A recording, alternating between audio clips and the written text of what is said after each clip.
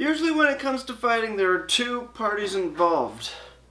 The one guy that, just has no choice but to fight, and the instigator. Hopefully this beer doesn't slap me around too hard, and I'm gonna kick its ass.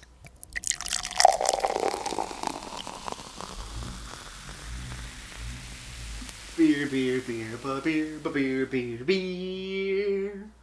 Hello everybody, welcome back to me, Brewski from the Brewski Review. And today the beer that I have for you guys is by the Inde Ale House from Toronto, Ontario, if I'm not mistaken. Damn straight it is.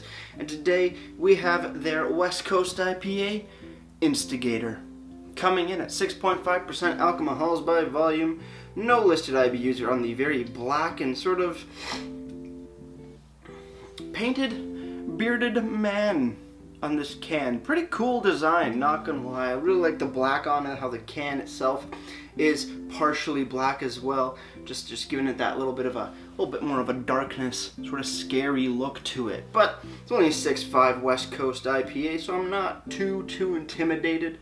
But I'm still gonna give it a nice fight. IBUs on the beer, nothing on the website. We'll get to that in a minute. And IBUs on Untappd, we're showing 80 to 90, and also listed under their IBU section is 85. In the description it shows 80 to 90. So 85 right in the middle. Let's just go with that and move right on to, well, cracking this bad boy open. So let's do that. Sweet, and we got a Rickards pint glass here. Let's pour it up, see what we got.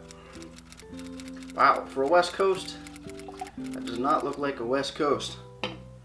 This is not super dark and, coppery in color. This is definitely more golden, per se, with a nice, just slightly off-white head on top. A little bit of a haze going on, but you can still see the ring light through it. I can see my fingers through it, but there is a slight haze to the beer, which is kind of cool. Let's have a smell. On the nose, not very West Coasty as per usual. You're not getting much maltiness out of it. You're getting more, pine, grapefruit, typical notes, but moving into like a mango and orange citrus. A little bit of like an earthy, grassy, resiny, piney note out of it on the swirl. Opens up a little bit more pineapple, maybe even a touch of coconut. Lychee or berries. Yeah, very more tropical forward than malty on West Coast. West Coast usually, like I said, more malty, and to be more descriptive, anywhere between toffee, caramel, or even sometimes even going into like biscuity and bready notes.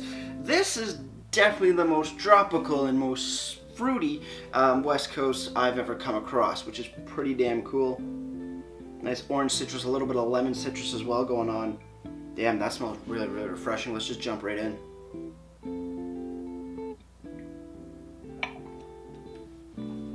On the sip. Silky smooth with a nice effervescence present. It's not overly carbonated, not undercarbonated by any means. Just a sweet spot right there. Fruity, mangoes, oranges. A little bit of pineapple, and we might need to check back on that. We need to learn a little bit more, so let's do that. Cheers, everybody. Let's keep on drinking. Yeah, pine, grapefruit, lemon citrus, orange rind, pineapple, a little bit here and there. I said I got a little bit of coconut on the nose.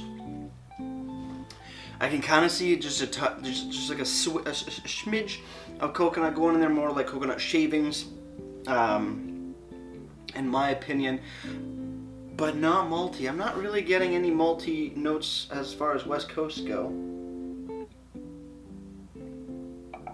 A little grassy, touch of earthiness going on as well, more like grassy hay as well, mixing in with that lemon notes of the beer.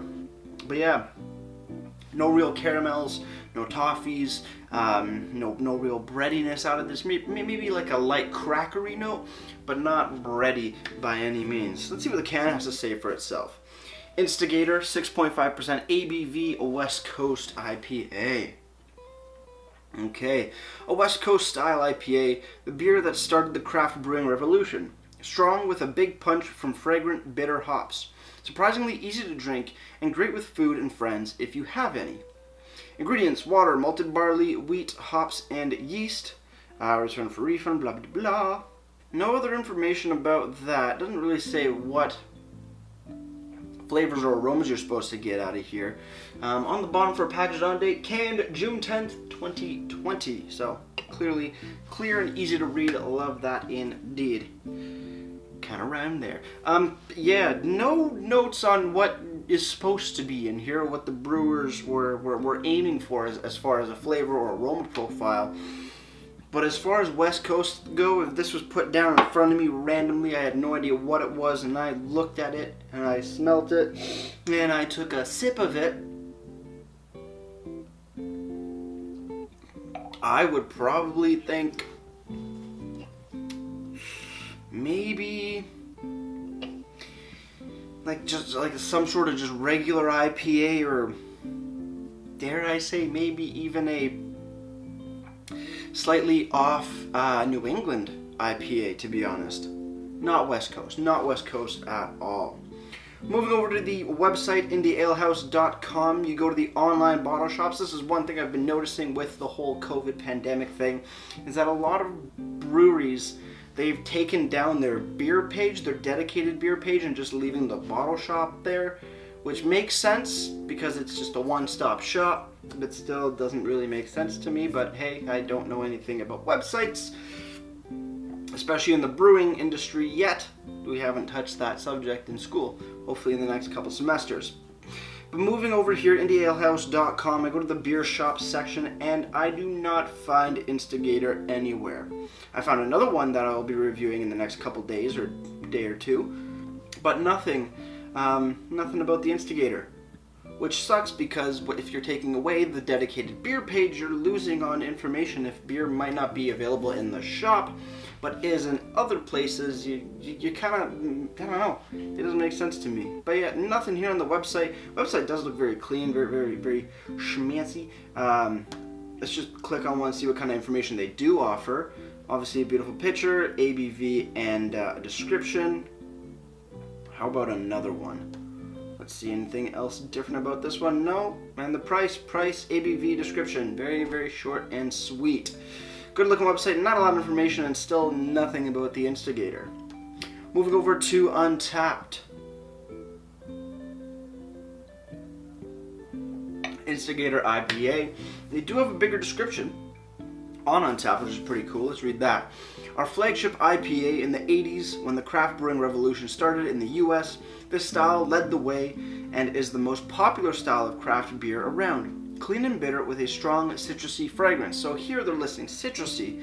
It looks like this was pulled probably from the website at one point or another. I don't know 100%, don't quote me on that, but just the way it's worded and the way it's written out seems to be pulled from Indie Ale House website. ABV 6.5, IBUs 80 to 90, Untapped showing it at 85. Key ingredients: hops and glasswares at 20 ounce. 20 ounce what? Doesn't matter, it's okay. 3.84 bottle caps out of 5, and that's out of 4,135 ratings. Also on Untapped, it's listed under an American IPA, not a West Coast. So, discrepancy there? Possibly? Probably? Yeah. Yeah, it's not very West Coasty. When you think of West Coast IPA, thinking of like Bone Shaker, or what's another one? Bone Shaker is really the only one that really stands out to me. Yeah, not West Coasty at all, to be honest. Somebody said it unexpectedly light, smells sweet, fruity, and berry-like tangerine. Yeah, pretty much right up my alley. Almost had a cotton candy in nature. Super light, balanced, sweet, not enough hops. They want more hops. I can see that, but I kind of like where it's sitting. The hop to alcohol ratio seems to be pretty damn good. They say it's boring. I don't find it boring. I find it quite refreshing, very flavorful, and just overall a solid brew. Moving over to the LCBO, because this is where I found my can, and I'm going to read the prices off to you, and we're going to figure something out right now. So for the 473 ml tallboy can that I have here, I paid $3.85. Solid price, sub $4 for a solid beer, can't go wrong. But also it looks like they used to have a 500 ml bottle of the Instigator, and that cost $5. So just hold on with me one second. I bought a beer that has 473. They had a bottle that was half a liter, 500 milliliters. There was only a, 27 milliliter difference. And the bottle was listed at $5. That's $1.15 more for only 27 milliliters of beer. I'm guessing the price has definitely come down, maybe because the glass is more expensive. But that's something I've been noticing. I haven't found the bottles. I don't think they're in bottles at the moment. They are only in cans from what I've seen. But damn, $1.15 more for a bottle and like 27 more milliliters. Not even a full sip of beer. That seems a little. I'm not a big fan of that sort of price increase or decrease. Thankfully, I got the smaller can and not the bigger bottle. Or in general, just the whole price of the beer itself has come down since the release of the bottles. So that's something kind of cool to see. If I've never actually compared prices between bottled beer and then when it shifts over to cans to see the actual price difference in sizing. So that's a pretty cool little tidbit back for you guys. Overall, though, I am enjoying this beer quite a bit, especially as far as West Coast IPAs go. It does not seem too style from what I am used to. If anybody knows more than I do, please let me know if this is more what West Coast were before, or if they're just doing a totally different sort of like swing on a West Coast. But as far as I know, West Coast were always a bit more, we're the IPA with malt. With more like well, obviously they all have malts, but with a more maltier flavor profile presence in them compared to other IPAs. So yeah, pretty cool. Overall, solid stuff. Cheers on the final sip, guys. Let's get ready trains and wrap this thing up.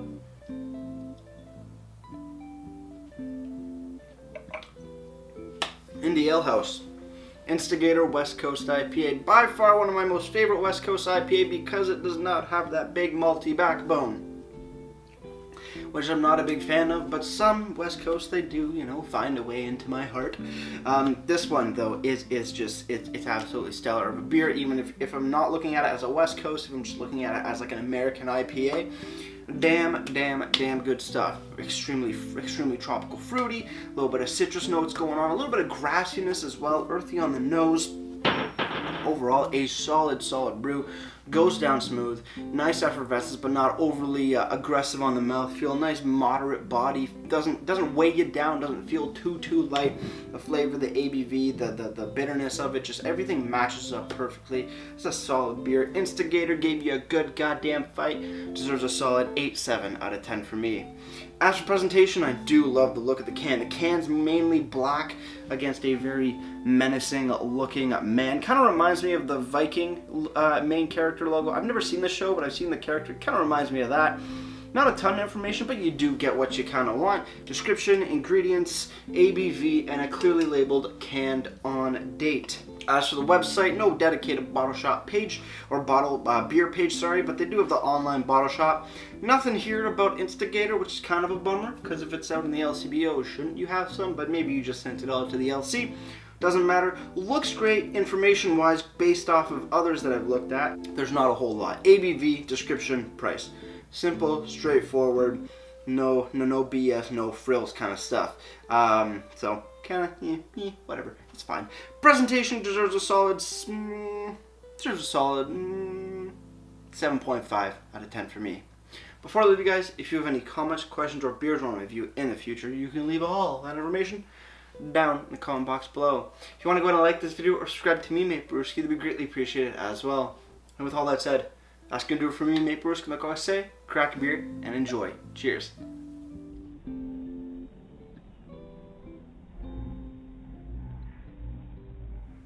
Beer wants to fight, beer's gonna lose, because I'm a bigger man than a beer. I'm gonna drink it down, well, and it's gonna shed a tear. Cheers.